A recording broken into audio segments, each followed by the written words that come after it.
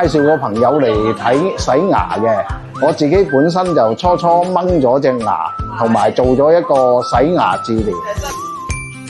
因為我太太上嚟整牙，所以我跟埋上嚟，我見佢整得幾好，咁我跟住我隻牙我都發現有少少問題，咁啊做咗個 test 就走去發現隻牙發炎，所以就剝咗佢，順便做埋個洗牙一套咯，都好舒服咯，唔會話覺得好似好恐怖啊、好痛啊嗰啲咁咯。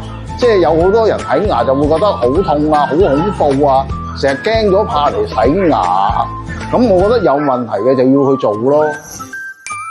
有啊，我成日都介紹我啲朋友嚟睇嘅，咁我覺得好嘅，咁點解唔介紹啲朋友嚟啫？